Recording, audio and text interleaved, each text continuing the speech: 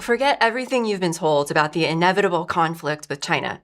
Defense contractors give millions of dollars a year to think tanks to manufacture a new Cold War, but Washington is losing the battle of ideas among the youth as memes of China maxing and turning Chinese go viral on TikTok and Instagram. Meanwhile, in China, the viral concept of the kill line exposes the fragility of the so-called American dream. Are these just social media trends, or is it the sign of something deeper? A massive generational shift in the perception of both China and the US that's leaving the billion-dollar propaganda machines in the dust. To discuss this, we are so pleased to welcome Emma and Charles Xu. They're both members of Chao Collective, a diaspora Chinese media collective challenging US aggression on China. Emma and Charles, welcome to the China Report. Thanks so much for having us on, Amanda. It's always a pleasure. Yeah, well, we're really happy to have you. Before we begin the discussion, I just want to show a few clips, a few viral TikToks to kind of illustrate this meme that we're talking about of like turning Chinese, and you've met me at a very Chinese time in my life. Nah, yo, I gotta be careful in here, man. I'm damn close to getting some shit like this and just start Chinese maxing, I swear. You do have some kind of plan for the final rounds, don't you?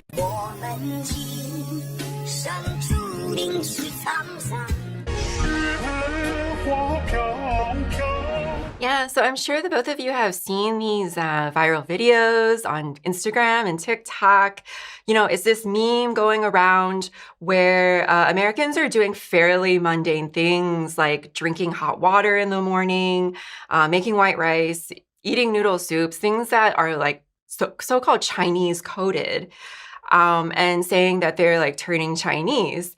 And this is a really stark shift from just a few years ago where we were kind of trying to push back this rampant anti-Chinese racism. So both of you are in Chao Collective, which was so instrumental in pushing back on that kind of propaganda.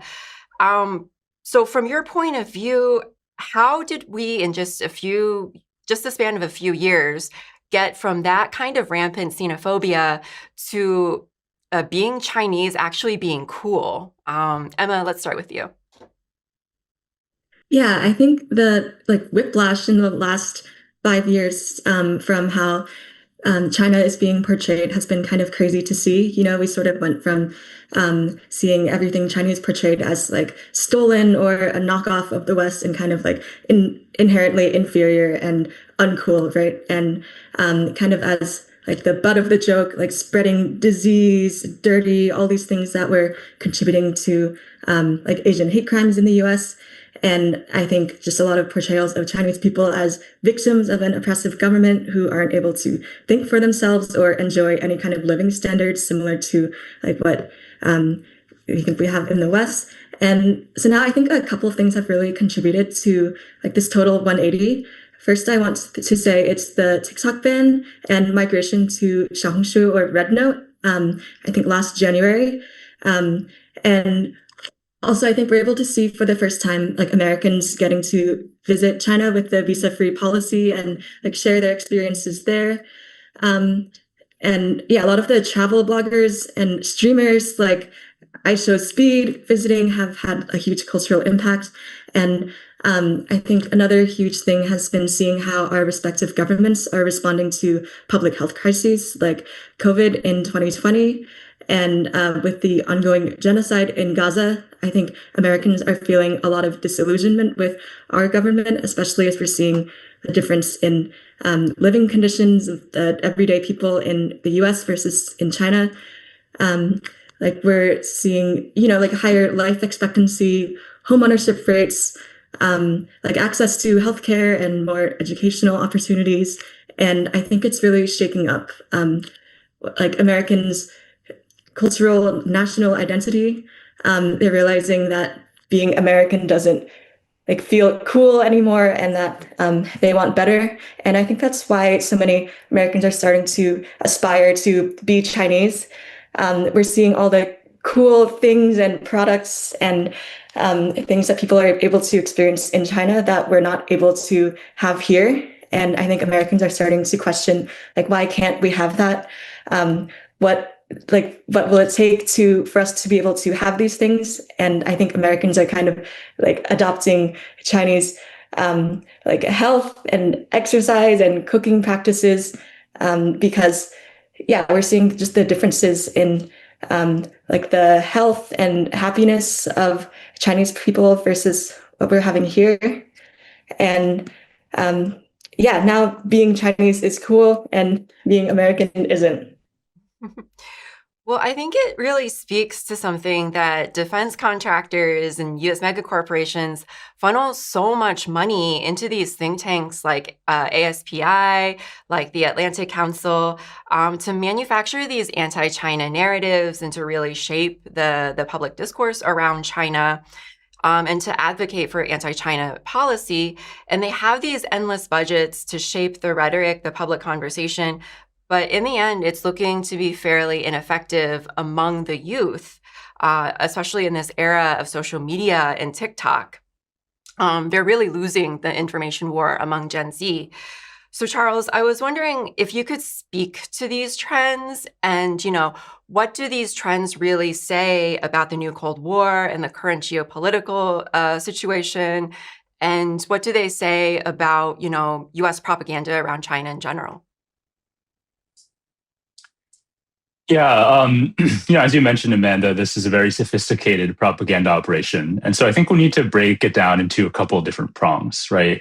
The main one, and the one that, has the most purchase with older generations who, lived, for example, through the original Cold War, would be China as a threat to, quote unquote, national security. The thing is that in order to have any purchase, that narrative requires sort of a base level of patriotism, actual positive affective identification with the U.S., and also conformity with U.S. and Western norms. And among younger people, this was frankly not high to begin with. Even, during the height of the sort of xenophobic wave several years ago. And it's absolutely cratered, obviously, since the beginning of the US and Zionist genocide in Gaza. So if anything, that particular narrative, the one centered on patriotism, on national defense, and so on, I think has helped generate sort of a contrarian counter-identification. And this, of course, as Emma mentioned, is best exemplified by the threatened ban and then the actual forced sale of TikTok, which involved a perfect confluence of, what was often portrayed as a kind of boomer hysteria, right, about both China and anti-Zionism among the youth. And that, of course, led to, the Xiaohongshu migration as a, semi-ironic and almost overt embrace, right, of the narrative of Chinese spying, right, like younger people willingly giving their data to China. So, of course, that was counterproductive for the ruling class, and that's why there's been a sort of subtler parallel propaganda narrative, which is, I would say, targeted more particularly at young people, and which tries to exploit, the youthful sense of rebelliousness and contrarianism by painting China as, sort of culturally conformist, stultifying, authoritarian, repressive, and somehow both fundamentally alien, while also still reproducing the ugliest features of Western society. For example, racism, genocide, settler colonialism, and so on, right? Effectively, what this is doing is it's trying to render China cringe and uncool for the same reasons the US is manifestly cringe and uncool. And examples of these narratives that used to have maybe a little bit of purchase, I think, would include sort of the left washing of Hong Kong separatism and the pink washing of Taiwan separatism, which of course ignores those two movements' nostalgic embrace of British and Japanese colonialism, respectively. So the thing is that more recently, that narrative too has run aground, right? And as Emma mentioned, this was not because of any sort of intentional soft power counteroffensive by the Chinese state, because, let's be frank, their official English language media apparatus is it punches below its weight, right? To say the least. But really, it was the sheer volume of direct and unmediated and organic exposure to the richness and dynamism of everyday Chinese life that people have been getting directly through social media. I want to name as well a couple dynamics specifically that have taken root in Trump's second term. So just the past year or two, or just the past year, right? At a surface level, of course, with Trump, you have at the highest levels of U.S. government, like an open and almost performative, display of what was once a veiled sort of sadism and fascistic cruelty, right? Which, of course, makes China more appealing purely by relative comparison. But also, interestingly, this time around, Trump seems to have forsworn U.S. soft power entirely, right? He's more or less abandoned the democracy versus autocracy framing. He's gutted the National Endowment for Democracy, Voice of America, Radio Free Asia. He's kind of left all of these puppet NGOs in Taiwan and Hong Kong and the wider region, that have been ginning up these narratives totally adrift. And this pivot to hard power has also led, for now, to a sort of more realist assessment of China's actual capacity for self-defense, especially in the region, and therefore to a degree of hemispheric retrenchment, as we see with the so-called Donro Doctrine. So, while it's true that there has been no meaningful U.S. military drawdown from what it calls the Indo-Pacific region, in terms of the propaganda war, I would say the volume of overt state anti-China propaganda has lately been dwarfed by, the anti-Venezuela and anti-Cuba narratives, for example.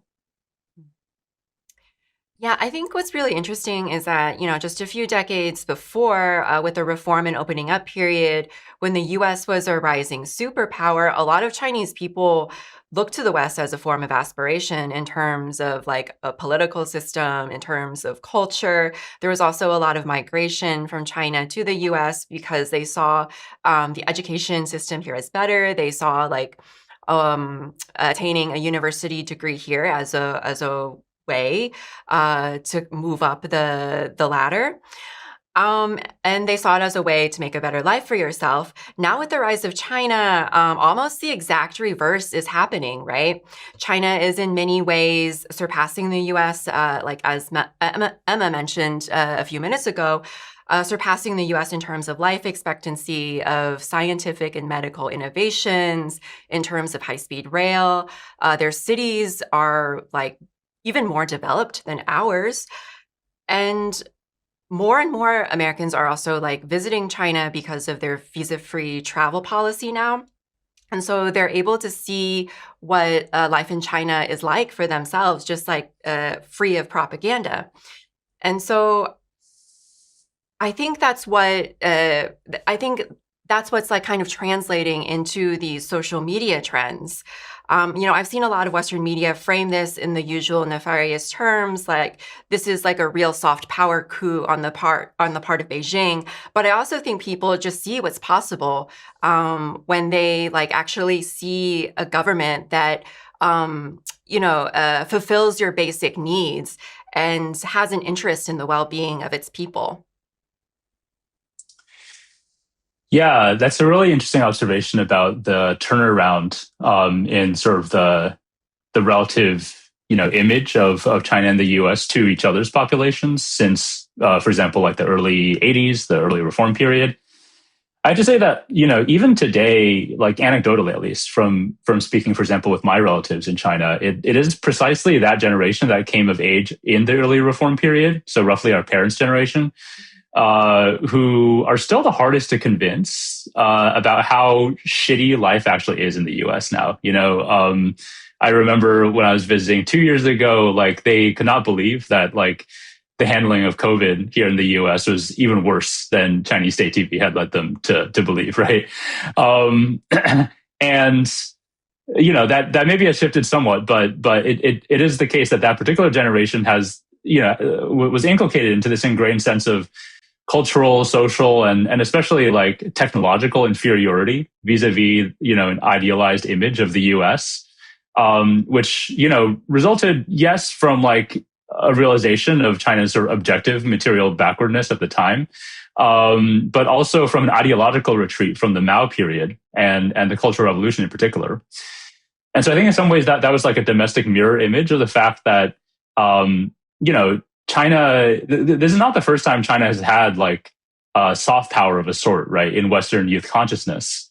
But it was at a relative low point, I would say, in the 80s, even compared to what came before. Because when I say soft power here, I don't mean it just in the sort of like depoliticized and aestheticized sense that you think of when you think of like K-pop or anime, right? These kind of like intentional mass export cultural products from, U.S. allies and vassals in the region. But I'm also thinking about how during the Cultural Revolution, the imagery, the rhetoric, the ubiquity of Mao's Little Red Book, they kind of perfectly captured the zeitgeist also of Western youth rebellion in the 60s. And, this idea emanating from China in particular and the third world in general, right, that, through voluntarist mass mobilization and political will, you could overcome, the obvious colonially inherited material backwardness of places like China, Korea, and Vietnam, and smash imperialism, right, and liberate your country there. It had tremendous appeal for a Western youth movement that felt alienated, right, from society in the imperial core, but it was waging very much a quixotic uphill struggle to overthrow a system, in the U.S. and elsewhere that was basically stabilized by imperial rents. It was stabilized by class collaboration between, capitalists and the labor aristocracy, and also by a Keynesian social compact, which, more or less, like led people to believe that a rising tide genuinely lifted all boats, right? And of course, we all know what happened after that, which is that neoliberalism tore up that social compact. It neutralized the resistance movements. And, of course, at the same time, China seemed to pivot from overt confrontation with imperialism. So if we then fast forward to today, right, we have young people in the West who are in a deeply unequal and precarious and violent society. It's mired in material stagnation, if not outright regression. And they look to China today as a paragon of both technological progress and dynamism, right? But also what they see as an enviable degree of social and political stability. So I think that too actually can slide into a kind of ahistorical escapism, when you take the positive aspects of modern Chinese society out of context and you take them as a snapshot of a sort of timeless essence, right, which is unmoored from this longer history of colonial subjugation and violent revolutionary struggle that was what made its current prosperity possible. Like it might superficially dovetail with China's official discourse today of, like civilizational exchange and continuity rather than rupture. But that narrative, it is grounded in a robust collective memory in China of the wrenching but necessary sacrifices that previous generations had to make. And it's a constant battle, as Xi Jinping puts it, against historical nihilism. So absent that kind of memory culture that you have in China, this China maxing phenomenon, I think, it can lead in principle to a deeper anti-imperialist consciousness. But it could also squander that potential in favor of kind of quiescence and pure escapism. And I think, there's the potential for that even in the phrase, like, you've met me at a very Chinese time or a very Chinese moment in my life, right? It speaks to the potential transience of that. So, I think it is a positive development overall, but it's one that we really have to like intervene in and seize on in order to educate people politically about, the longer arc of Chinese history and Chinese revolutionary history in particular. Mm. Yeah, I mean, you mentioned this earlier, but yeah, I do think that the social media trend, it does come from a kind of, a little bit of like I don't want to say hopelessness, but a disappointment among youth in terms of just growing up in the society that they find themselves. There's like the cost of living crisis. They're unable to make rent. Healthcare is outrageous. And, I want to shift a little bit from talking about like viral trends in the States to viral trends in China. Because on Chinese social media for the past few months, there's been this concept called the kill line that's been going viral there. And it was introduced by a 22-year-old Chinese student who lived in Seattle. I believe he was a biology student, and he was working part-time. He was working part-time as a forensic assistant, so collecting collecting like unclaimed bodies. And it turned out that a lot of them were people who were unhoused, right? And so he kind of borrowed this term from the gaming community called the kill line. And in the gaming community, it's basically when your character's health is so low that one hit or one blow will just like end you. And he adopted it to name or describe this precarious condition that a lot of Americans find themselves in, this kind of economic precarity, where a single emergency, like a medical emergency, a car accident, loss of employment, could push someone into irreversible financial collapse. So this concept of the kill line has been going viral for the past few months in China, and it's had this massive cultural impact. Emma, I was wondering if you could talk a little bit more about this kill line, and why do you think it sparked such an intense debate in China? Yeah, I think like Chinese people learning about really how close Americans are to like complete financial ruin and homelessness has been kind of shocking. I've been following a lot of discourse on Xiangshu about it, and it's actually been kind of entertaining watching like Americans be shocked by Chinese people being shocked at how we have to live here.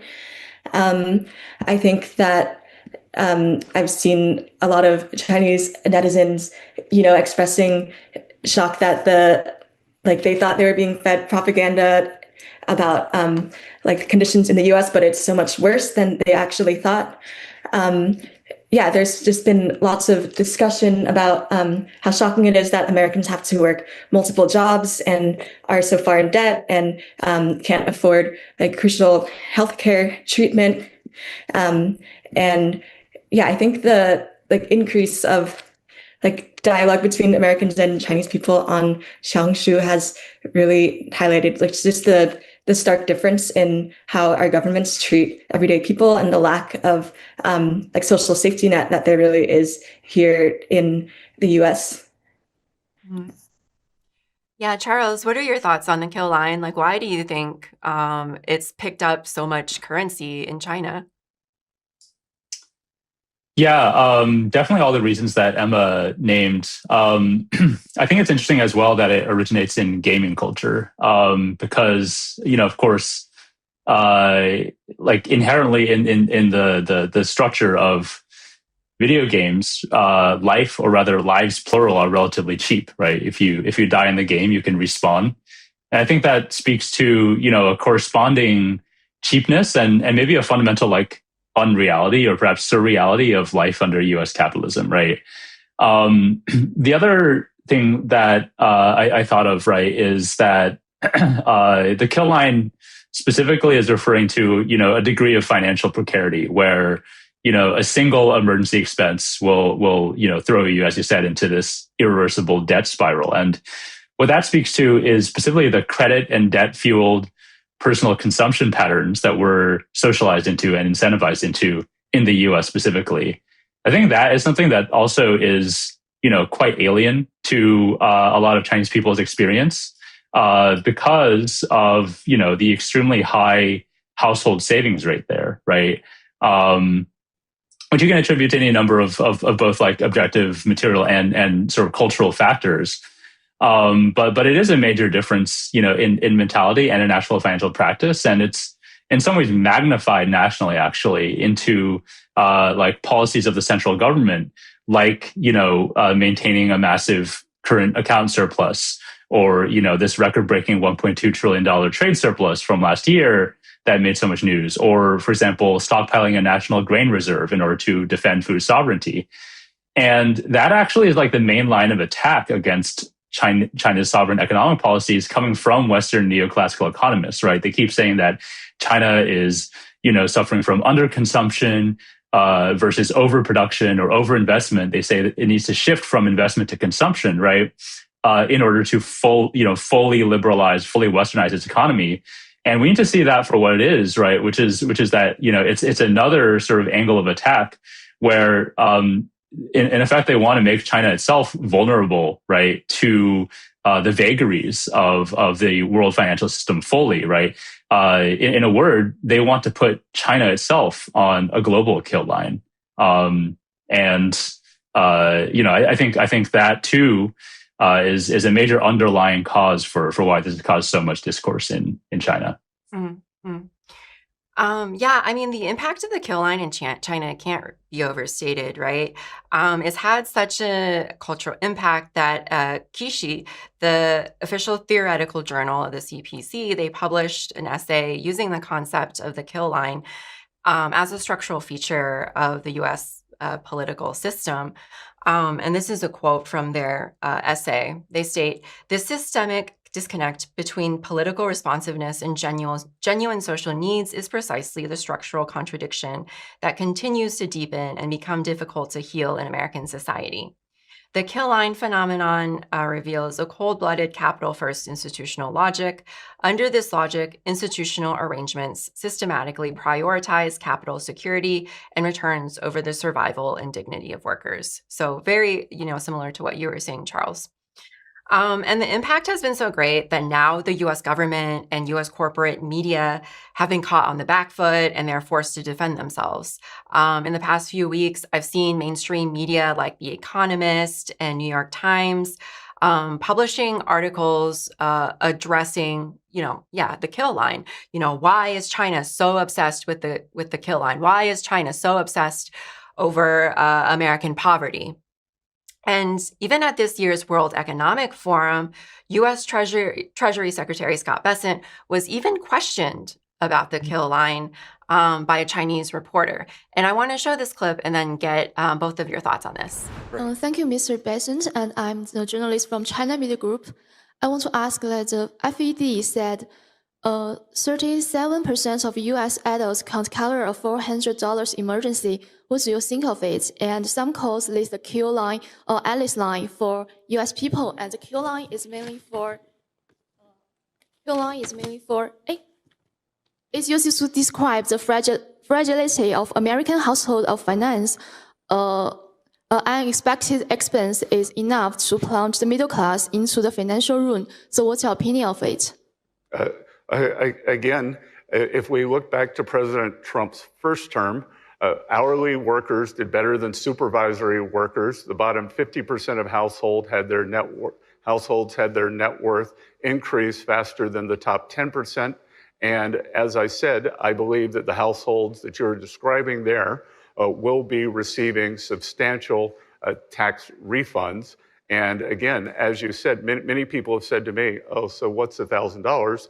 That, as you said, to these households, $1,000 is a substantial fill-up. They can put it toward savings, or they could pay it on debt. As I said, the Biden administration torched the financial standing of these households. The average CPI PCE increase was 22 or 23%. But for these households, which had a different bundle of goods and services than the indices, their costs, whether it was groceries, autos, rent, went up between 35 and 37%, and we are working every day to get those costs down. Yeah, so it has such a cultural impact that even representatives of the United States are forced to respond to it. Emma, your thoughts on, this kind of the way that it's picking up in the U.S.? Yeah, I think it's kind of funny seeing, like Bessent and also these other outlets like Economist and New York Times just trying to sort of scramble and find some way to justify the U.S. fall in living conditions, because it's undeniable now that Chinese people are enjoying the fruits of investment in national industries, public transit, all of these benefits that clearly Americans are really yearning for and noticing this huge disparity in what we're able to access. I think that we're kind of seeing despite that $1.6 billion allocated to counter the PRC's malign influence, we're seeing that the like it's kind of impossible to contain, right? I think Americans are realizing that there are other options. Like we don't have to live like this. There's another economic and governance model that works better than our own. Like another world is possible. And yeah, I think no matter how like our media institutions try to spin it, there's just no way to deny that, this is the result of the U.S. neglecting our own like infrastructure development, spending all of our money into like building more prisons, hiring more police, sending more weapons and funding to Israel. And this is how we can live if we actually invest in like the well-being and dignity of workers and everyday people instead of funneling it all towards these billionaires. And it's just, I think it's becoming more and more obvious to the American people now, and it's really threatening, I think, the American ruling class that like USA isn't number one anymore. And I think that was such an important part of like Western propaganda, that like no one could ever be superior to us or enjoy a higher standard of living. But now we're seeing that that is possible. Charles, any response to what Emma said or what Scott Bessent said? Yeah, I mean, definitely echo everything that Emma said. And with regards to the Scott Bessent clip that you played, when you sent that to me, actually, it was the first time I'd heard Scott Bessent speak. And the guy is like really just uncharismatic beyond belief, right? I'm glad even legacy media are out there reporting when he, drops howlers like about how the U.S. intentionally destroyed Iran's economy and so on. Because God knows I would not have the patience to like listen through hours of testimony to find that out on my own. Anyway, yeah, like there are a couple of interesting things about his specific response. One was that like, he immediately sort of pivoted to campaign mode with this like confused partisan attack on Biden. And defense of like, specific granular Trump policies, minus all of Trump's charisma, right? When the questioner, from China Media Group made very clear that the kill line, as the 旧世 article mentioned, is a structural contradiction and a systemic disconnect in U.S. society, right? So it's there irrespective of which capitalist party is in power. And in fact, if you read the full like 旧世 piece, which is not that long, it actually diagnoses Trumpism itself as a symptom, like a morbid symptom of this precarity. It says, quote, "The MAGA movement systemically guides and reconstructs public demands in the economic and livelihood spheres into group confrontations in the realm of cultural identity." And then it lists some specific examples of this, like its xenophobia, its positioning of China as supposedly like an underhanded global rival, et cetera, right? And so I thought that was interesting, right? It speaks to sort of like the longer term structural analysis that the CPC and Chinese society at large are making versus the sort of hyper fixation even in a forum like Davos on, like basically partisan talking points coming from officials like Bessent. And, the fact that at the end he expressed a bit of befuddlement and, like lack of familiarity with the kill line as a phenomenon is not super surprising, right? It did originate on Chinese social media, in gaming culture and so on. I wouldn't necessarily expect him to be like fully up to date on that, but,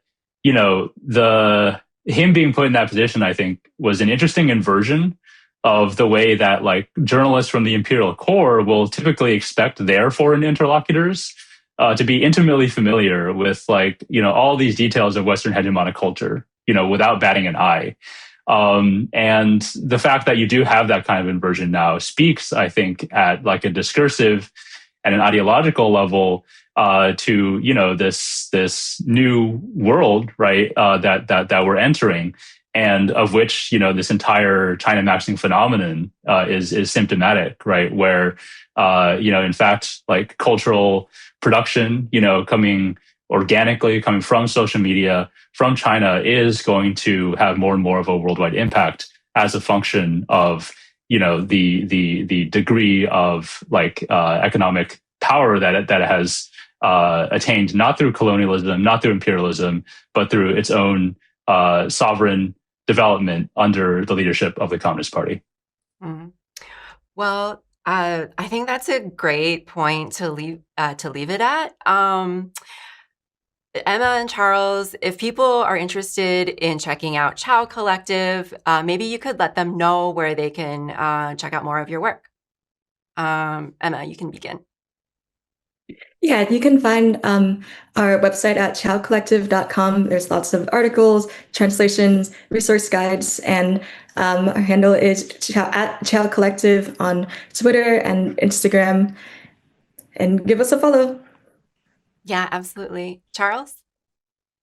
Yeah, I just wanted to plug some of our recent publications. The most recent one was a contributed piece from 2 Chinese Canadians about, specifically the long history of xenophobia in Canada. Topical to have that reminder today, amid all the recent developments involving, Prime Minister Mark Carney and his visit to Beijing and his apparent embrace of or rejection of a rules-based international order, right? We're also, now part of a larger collective called Sovereign Media, which I'm also part of as a journalist, and so it's a broader coalition that we're now part of with orgs like Venezuela Analysis, Orinoco Tribune, Kasachin News, Black Agenda Report, all kind of sharing and helping to boost each other's content, because we recognize that where we're at today, China is not necessarily as much in the crosshairs of, either the sort of imperial military machine or its propaganda apparatus, perhaps as it was 5 or 6 years ago, right?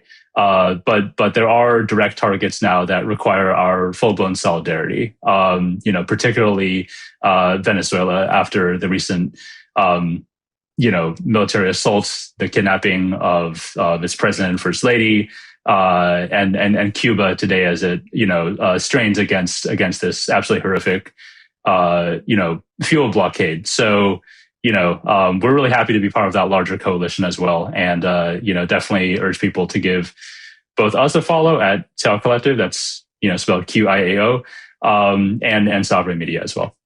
All right, yeah, everyone give them a follow. Emma and Charles, thank you so much for joining the China Report this week.